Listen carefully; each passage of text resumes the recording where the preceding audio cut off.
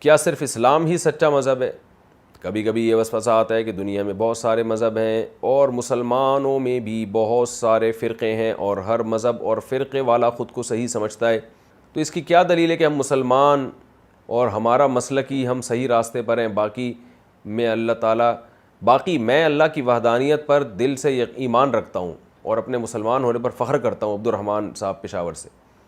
جی اسلام ہی برحق مذہب ہے اور وہی فرقہ برحق ہے جو پورے اسلام کو فالو کرتا ہو، اسلام کی تعلیمات جو اسلام نے بتائی ہیں۔ رہا یہ مسئلہ کہ اس کی کیا دلیل ہے کہ یہ برحق ہے، تو اس کے دلائل تو ہم دیتے رہتے ہیں بیانات میں، آپ سنیں ان کو کہ اسلام ہی کیوں برحق ہے اور اہل سنت والجماعت ہی کیوں برحق ہیں۔ اس کے بہت سارے دلائل ہیں، اب چونکہ یہاں تو اتنی اگر وہ دلائل دوں گا تو پوری تقریر بن جائے گی، یہ تو مختصر مسائل بتانے کے لیے یہ سیشن ہوتا ہے۔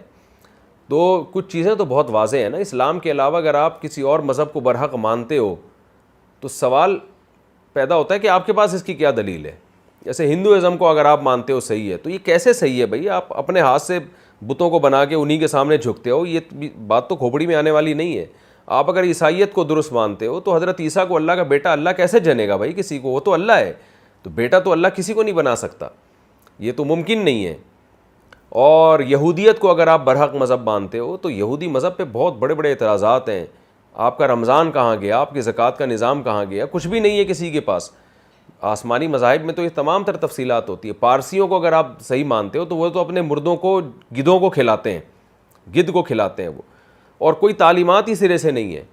یعنی میں لوگوں سے ایک بات کرتا ہوں کہ اسلام کے علاوہ اگر کوئی اور مذہب صحیح ہوتا تو یہ بحث اس وقت ہوتی کہ یہ اسلام صحیح ہے یا کوئی اور مذہب، کے دوسرے مذہب کے پاس تعلیمات تو ہوتی نا، تعلیمات ہی سرے سے نہیں ہے، تعلیمات ہیں ہی صرف اور صرف اسلام کے پاس۔ تو یہ ایسے ہی ہے جیسے میں اگر آپ سے پوچھوں کہ فلاں آدمی ایک لائف گزارنے کا طریقہ بتاتا ہے اور ایک فلاں طریقہ بتاتا ہے، تو دونوں میں صحیح کون ہے؟ تو آپ دونوں طریقوں کو میچ کر کے دیکھو گے نا۔ تو آپ نے فلاں سے پوچھا، اس نے تو طریقہ بتا دیا، فلاں سے پوچھتے ہیں اس کے بعد کوئی طریقہ ہی نہیں ہے سرے سے، تو اب آپ کے کمپٹیشن ہی نہیں ہے، تقابل ہی نہیں ہے۔ اب آپ کے لیے فیصلہ کرنا آسان ہے کہ بھائی اس کے پاس تو طریقہ ہے، اس کے پاس تو طریقہ ہی نہیں ہے، تو جب طریقہ ہے ہی نہیں تو اس کو صحیح اور غلط کی بحث کہاں سے ہو گئی؟ یعنی ہم اس کو کیسے کہیں کہ یہ صحیح طریقہ ہے یا غلط طریقہ ہے؟ دو ڈاکٹر ایک بیماری کے دو الگ الگ علاج بتا رہے ہیں، ایک ڈاکٹر سے پوچھا وہ یہ علاج بتاتا ہے، دوسرے ڈاکٹر سے پوچھا تو وہ علاج بتا ہی نہیں رہا۔